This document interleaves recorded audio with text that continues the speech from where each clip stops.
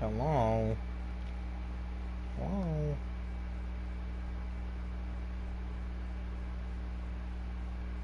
Alright. Alright, everything's working.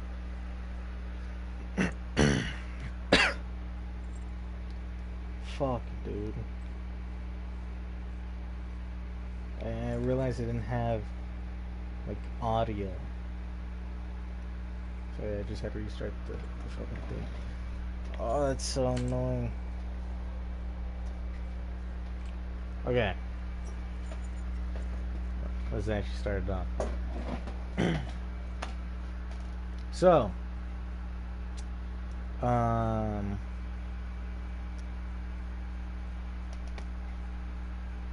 in the last, I can't even say in the last episode. Like, I really just can't say it. Well, this is the black hole episode. Um, this title name for this podcast may not be permanent, but I'm gonna stick with it for right now. But uh,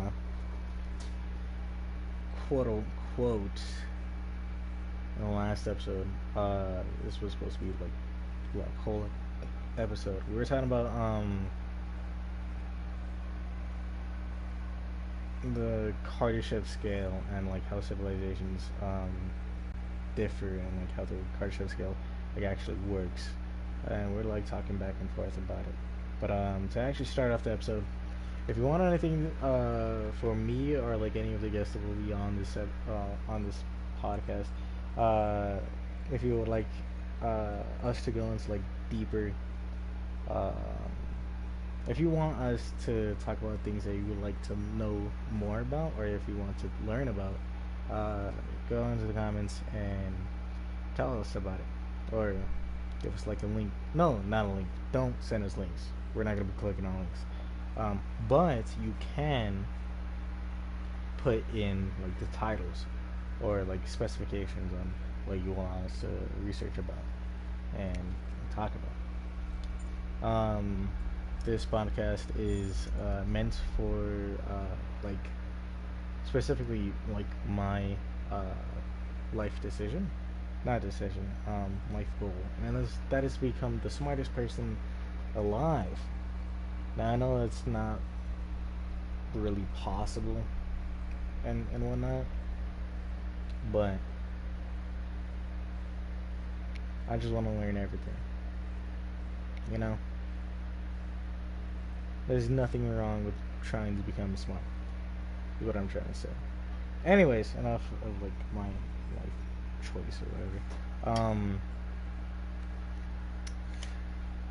So the purpose of this podcast is to educate you, the viewer, and myself. Uh, so it plays into like my life goal, and I'm actively helping out you guys and learning about things you wouldn't normally learn about.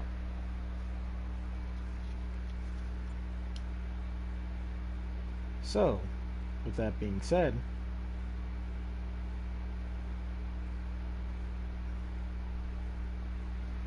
I start off this podcast. In the last episode, I didn't get to finish my what's it called? I didn't get to finish talking about the paper that I want to read about. Like I actually didn't even get into it at all. I just read on the Wikipedia article, and I felt like if I learned nothing from that.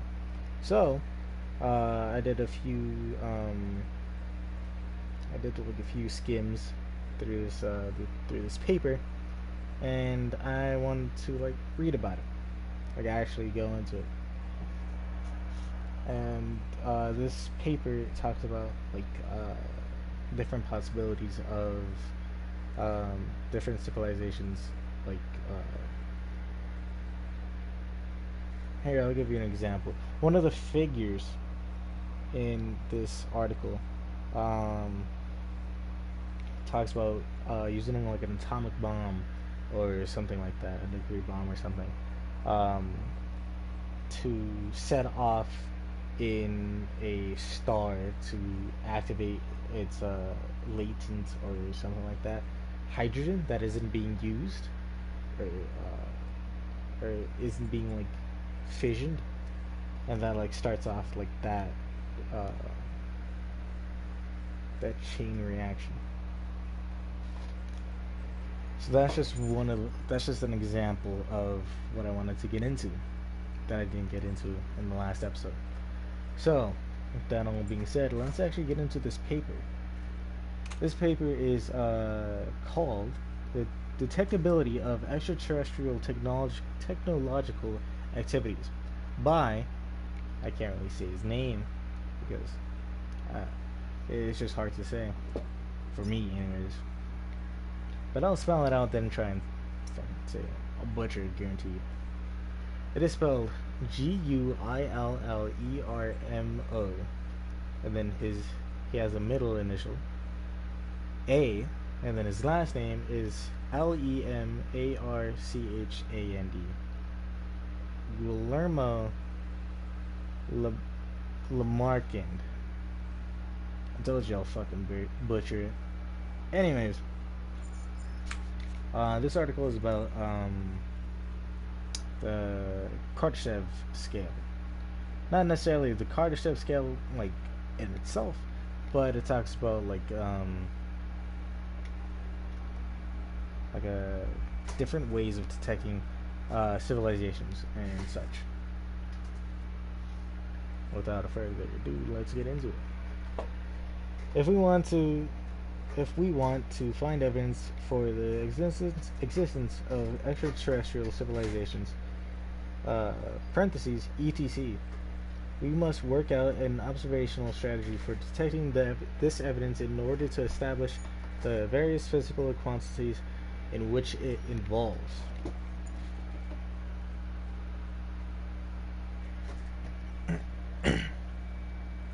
This information must be carefully analyzed so that it is neither overinterpreted nor overlooked, and can be checked by independent researchers. The physical laws that govern the universe are the same everywhere, so we can use our knowledge of these laws to search for evidence that would finally lead us to an ETC. In general, the experimentalist studies a system by imposing constraints and observing the system's response to a controlled stimulus.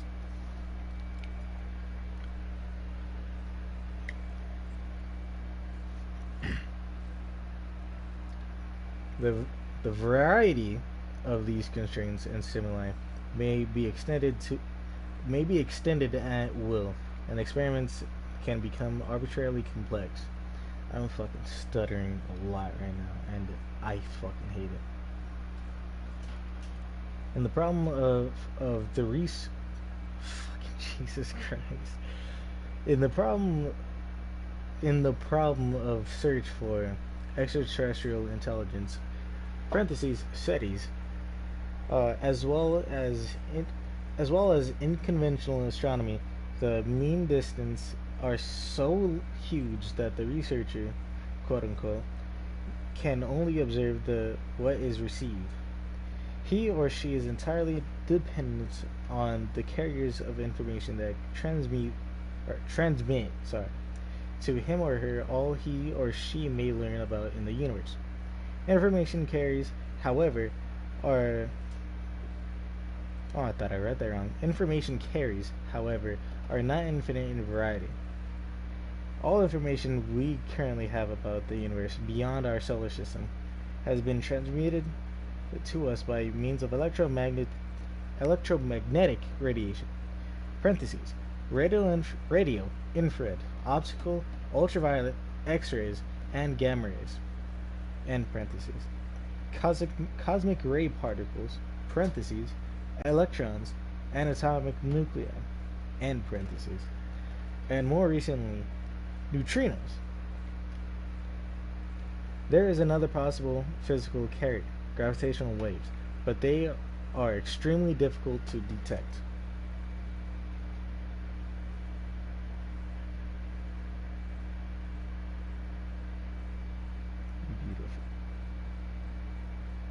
Hold on.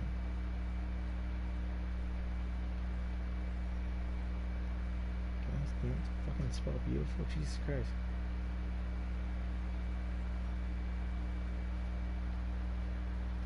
All right. Back to the paper.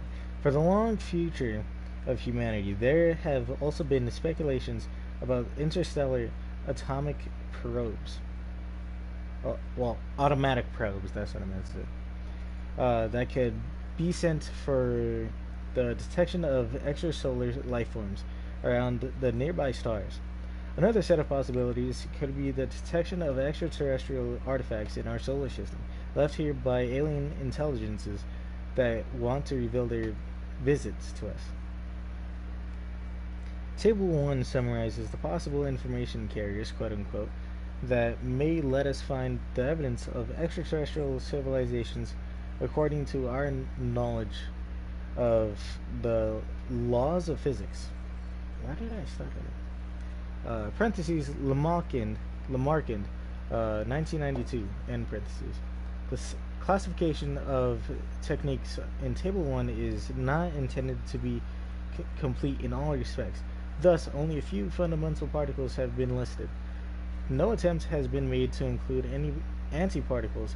This classification, like any such scheme, is also quite arbitrary. Groupings could be made into different astronomies, quote unquote. And in the picture that I was just talking about, it is boson astronomy, particle astronomy, and direct techniques. I would read it again, but I don't think it necessarily means much to this article. If you want to, you can go back into the beginning of this episode and get the name and title, the title of this, name of the publisher, and you can look at the table if you want to. Alright, to continue on. The methods of collecting this information as it arrives at the planet Earth make it immediately obvious that it is possible to gather all of its and measure all its components. Each observation technique acts as an information filter. Only a fraction, parentheses, usually small, end parentheses, of the complete information can be gathered. The diversity of these filters is considerable. They strongly depend on available technology at the time. In this paper, a review of the advantages and disadvantages of each physical carrier, quote unquote, is examined, including the case that the possible ETCs are using them for interstellar communication purposes, as well as possibility of detection activities of extraterrestrial technologies. Header: Classification of extraterrestrial civilizations.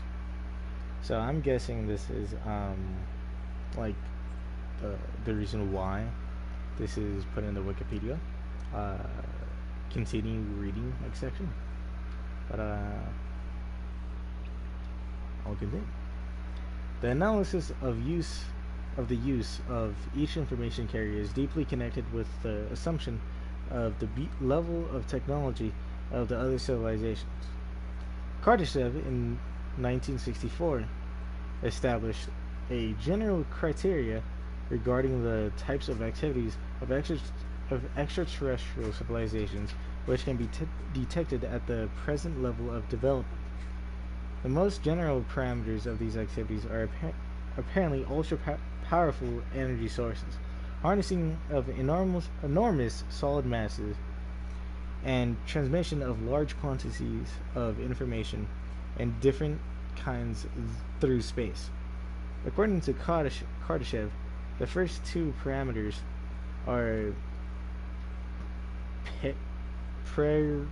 prerequisites. There we go. I've never seen that word, by the way, until now. Are a prerequisite for any activity of super civilizations. In this way, he suggested the following classification of civilizations by energy usage. That is a small ass text. Small text says, Type 1, a level near, quote unquote, contemporary terrestrial civilization with an energy capability equivalent to the solar insolation on Earth, between 10 to the 16th power and 10 to the 17th power watts. Type 2, a civilization capable of utilizing and channeling the entire radiation output of its star. The energy utilization would then be comparable to the luminosity of our sun, about 4 times 10 to the power of 26 power watts.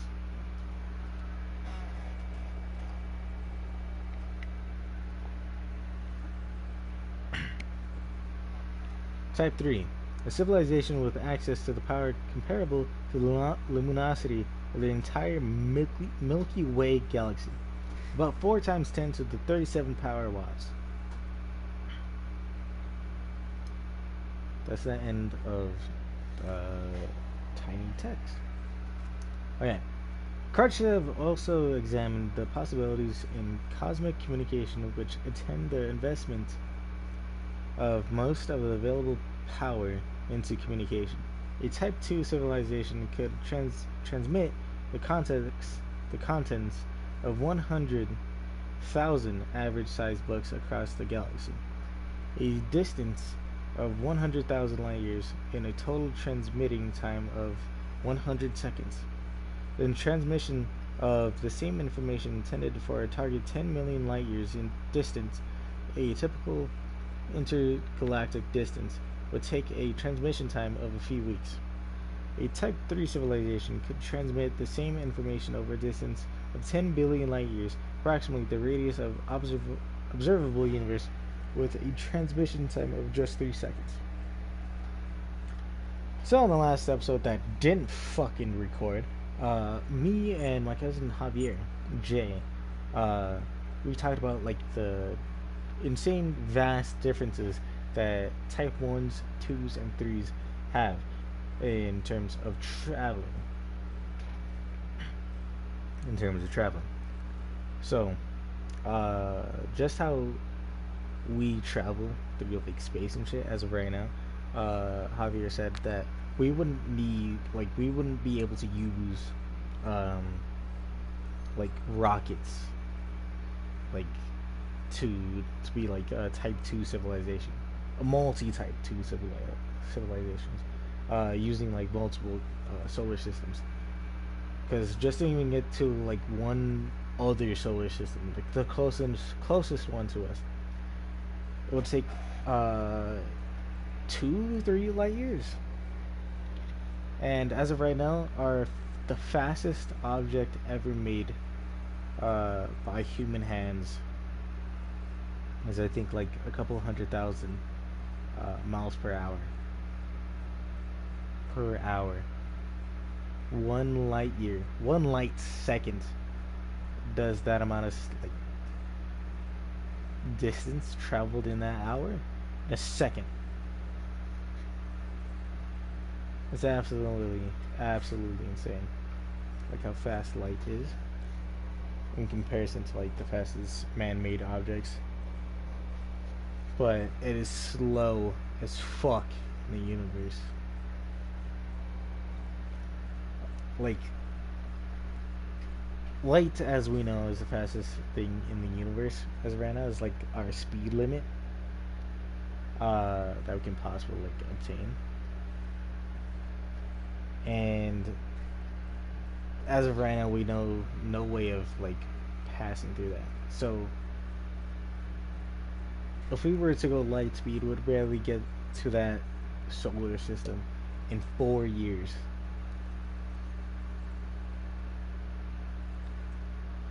And that's pretty fucked. Anyways, back to this the paragraph. Which is meeting time of 100 seconds. Alright. The same information intended for a target, 10 million light years distance. A typical intergalactic distance would take a transmission time of a few weeks. A Type 3 civilization could transmit the same information over a distance of 10 billion light years, approximately the radius of the observable universe, with a transmission time of just 3 seconds.